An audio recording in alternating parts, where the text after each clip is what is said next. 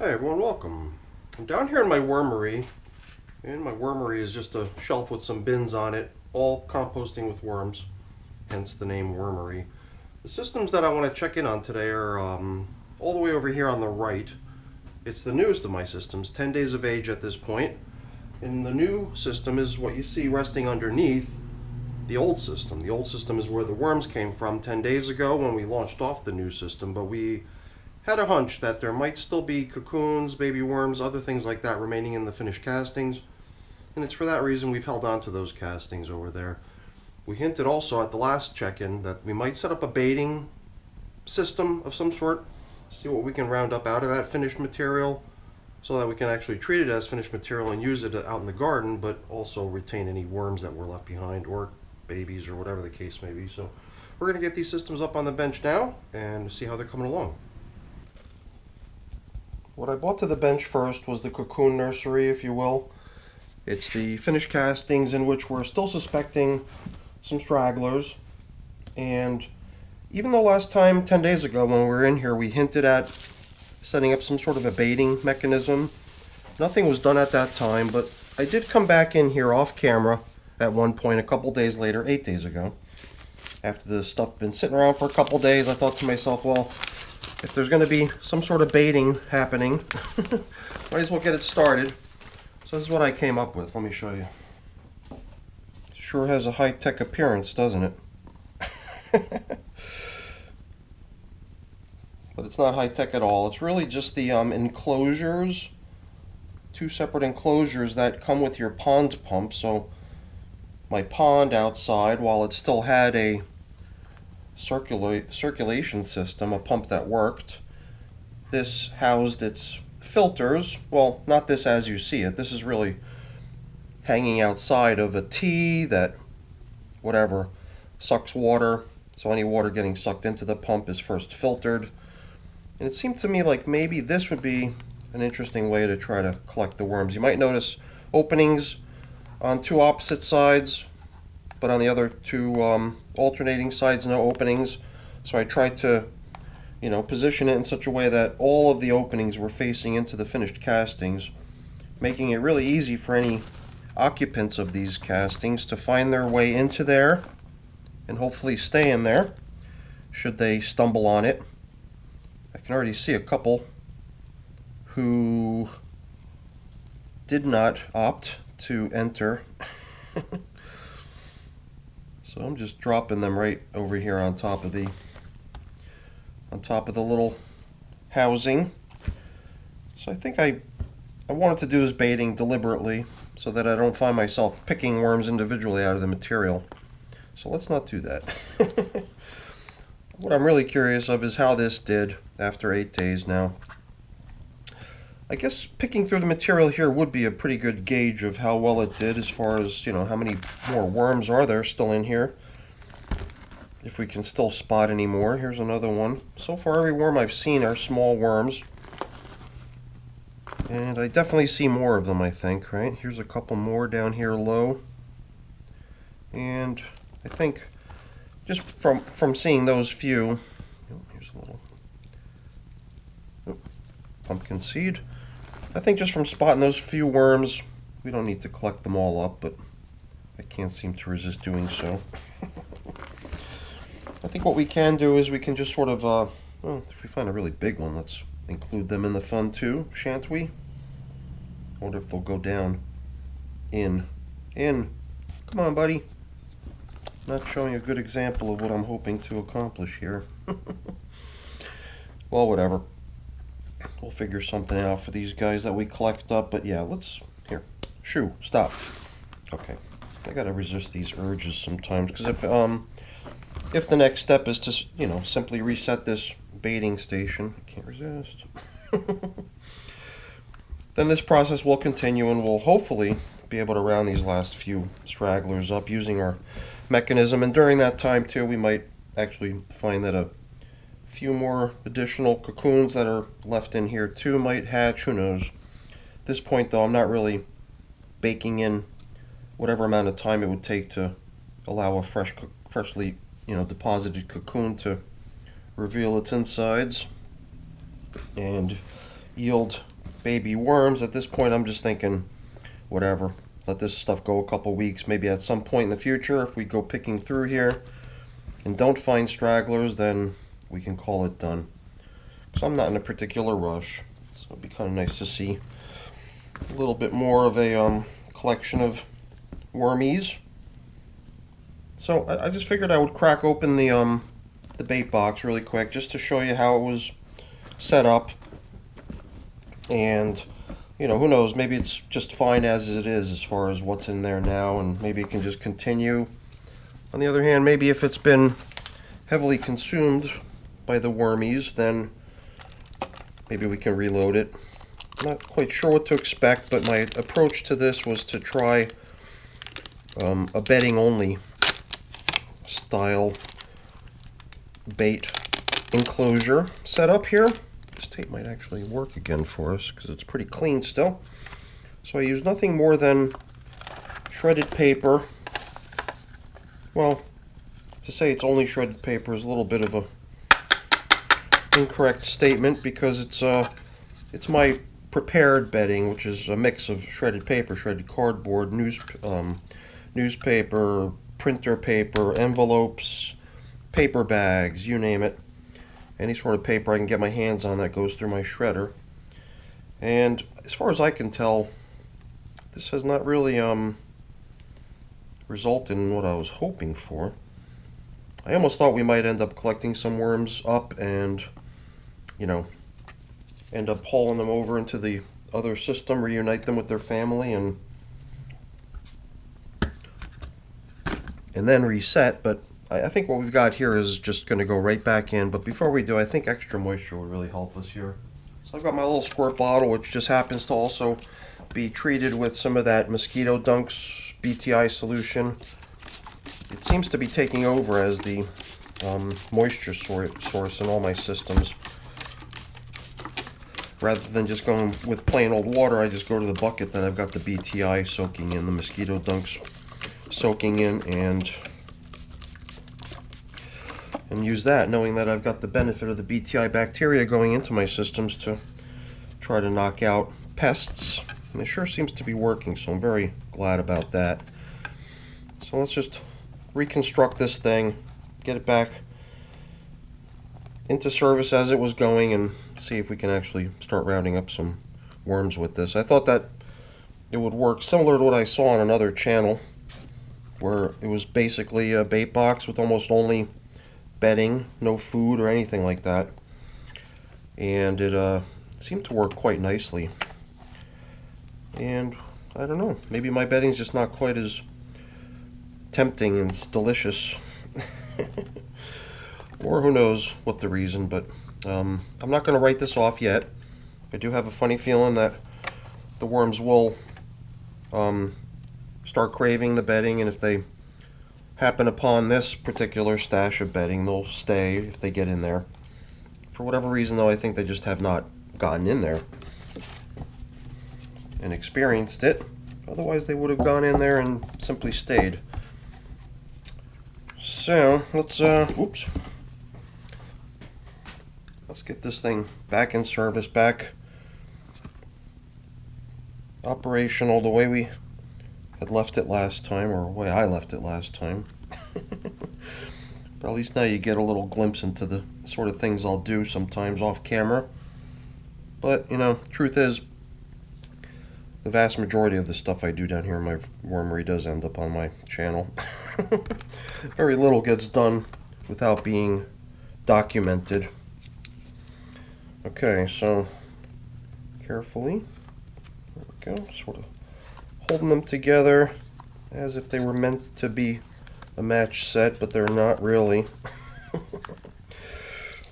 And back with the somewhat soiled but not too bad tape that was holding the whole contraption together. It doesn't have to be terribly strong, it's just kind of holding things together. And then once again, I'm going to go with the same sort of arrangement that I had before, which attempted to kind of put it right into the middle, you know. If worms just happen to be traversing the bin, they're almost inevitably gonna stumble on this thing. Maybe that's even better, where there's no material underneath it for them to go experiment in. Just plastic. Maybe that way they'll find their way in more readily. And then out here, you know, instead of having it in a big mound, maybe the trick would also be to allow this stuff out on the very edge to just continue drying, which was the original idea anyway, but I had sort of mounded it all up to come up against the container here. And we'll do it that way again. But a lot of this stuff on the outer edge will probably get much drier. And maybe create more of a incentive for the worms to sort of tunnel inwards. Alright, enough of this. Let's put this away and feed our wormies. I got some coverings. I'll cover this later. So as you can see on the label of this one, this is a little different because I usually don't indicate much more than just a date on these labels, but this is my original population of worms, which I guess in the previous bin that they were just extracted from. It's in the process of being harvested now for its castings. They really started out as a puny population. In fact, they were previously living in a much smaller container and got upgraded to larger accommodations as their population grew, but there was a time when the estimated population of this batch of worms was at a really tiny number. So now after 10 days, I would assume they're probably ready for some food, because this bin was just deployed as a bedding only kind of a system. Sometimes I'll pre-build worm bins, which include some food items tucked away for them. Other times, like in this case, I'll just create it with bedding only. And don't be so impressed with all these castings across the top, because these worms were not just deployed as like a clean bundle of worms dropped into a fresh pile of fresh paper and bedding that was there for them. I would say that this top, I don't know how much, at least, I don't know how much, maybe a ½ inch or a couple centimeters, is all that material that they'd been occupying previously, including a lot of not yet broken down bedding material that came along for the ride with them, a lot of finished castings that came along for the ride. Because in the previous bin we were experimenting with kind of a wedge setup of sort of running the whole system in a conveyor belt fashion, where the oldest material that's already depleted of any nutritional value for the worms has already been evacuated and is pretty much ready for harvest and being scooped out because it's already effectively worm free, versus the opposite end of the system, which is constantly being replenished with fresh bedding, fresh food. And you know, we tried that for a little while in the other bin that these little guys lived in, but in a small environment like this, it's interesting to do, but it's not quite as practical as it is in a somewhat larger system. I'll tell you, lots of castings in here. But I'm trying not to trick myself into thinking that they were all deposited into here over the course of the past 10 days. I know a huge amount of it was just brought over. You know, if we go straight down to the bottom, that's where you'll get a good sense of what this bin is built out of.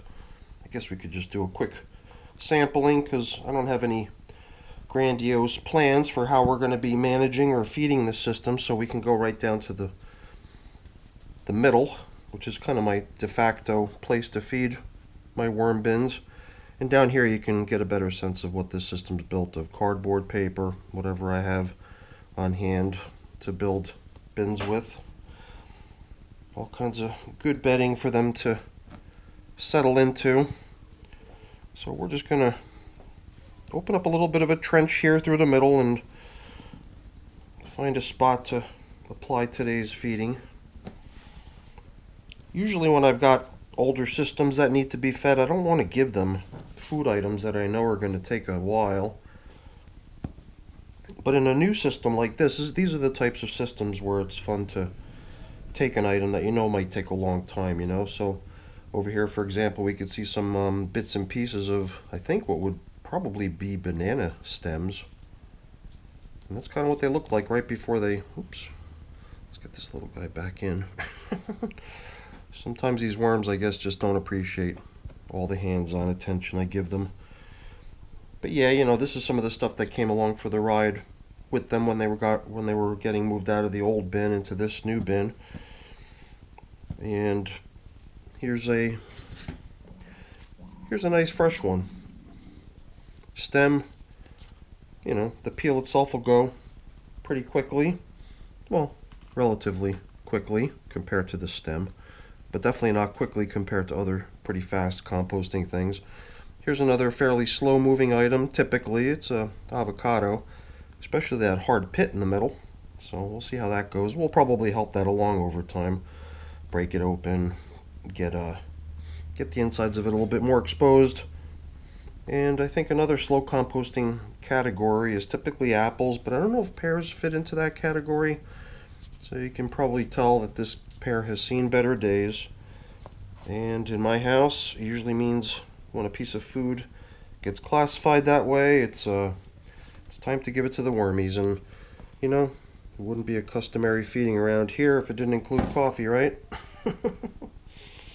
So believe it or not, I'm going to bring in my ready-made supply of bedding and include at least one handful here, and we'll use that as a mixer, mixing up a nice little cocktail of bedding and food for these little wormies to spread throughout the feeding area. Ooh, this just came out of the machine. I can feel it's still a little bit warm. And you know what else? You guessed it. The grit that I use, this is pulverized eggshell. People might use rock dust or crustacean shell. There's a variety of different things that you could use as the food additive to give to your wormies to serve as the grit that they need. And keeping with tradition, we usually like to use these coffee filters to indicate to ourselves where we last fed. So as we cover up the feeding area here, we'll do so in such a way that we give ourselves a little peek around the edges too. There's worms all over the place. You know, I rewatched last video about these worms when they got relocated into here. And something I failed to do, which I typically do in such cases, which is to poll the audience about how many worms they think they saw. I didn't really put the ask out there, but we'll see in the comments over time if we get any feedback on how many worms people think they saw in this system. I think I have a number in my head. And even if you comment here, just after seeing what we saw, the little glimpse into this worm population here, even though most of them are probably well out of view or pretty nicely camouflaged amongst the fresh bedding that they're living in here. Wouldn't mind hearing people's estimates. I'll always take those estimates and sort of average them together. And that's how I usually come up with these crazy numbers on how many worms populate my systems, because they're not just my guess. It's the average of everyone's guesses. So that was kind of nice, I think, kind of blending in some of that stuff that I knew was resting out across the top. Whole bunch of finished castings that came along for the ride when the worms were moved into here. Getting all that stuff blended in a little bit better with the bedding only. That's a level down. Although that bedding was probably something that the worms found pretty cozy to move right into, because it had been sitting around for quite some time before the worms moved in. It was nice and damp. So hopefully they're making themselves at home down within this system. But we're more or less done here. I'm just going to start draping out these covers. Try to restore things to more or less the way I found them. Now, you know what? One last thing, right?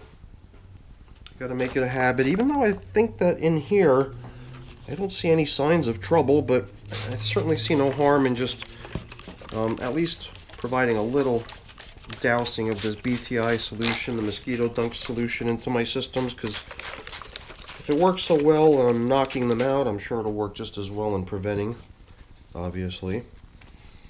And I can certainly see myself stopping the use of it at some point, because I believe it also takes with it not only the flying insects, but a lot of the beneficial insects that help out in the worm bin too. Stuff like mites and stuff, I know their numbers are also reduced heavily when you start using things like this. So I want to use it in moderation. I don't want to bake it in as an everyday thing. I just want to kind of arrive at a point in time when I know that the BTI solution is done doing what I needed it to do, so I can retire it and keep it in the sidelines just in case I need it at some point in the future. But you got to admit, if you're a regular here, you probably have seen a nice reduction in the flying insects in my systems, which I'm so grateful for. And the other thing I'm really grateful for is you. Thank you so much for being here, and thank you so much for watching. Hopefully you enjoyed the video. If you did, as always, please don't forget to leave me a quick thumbs up before you go.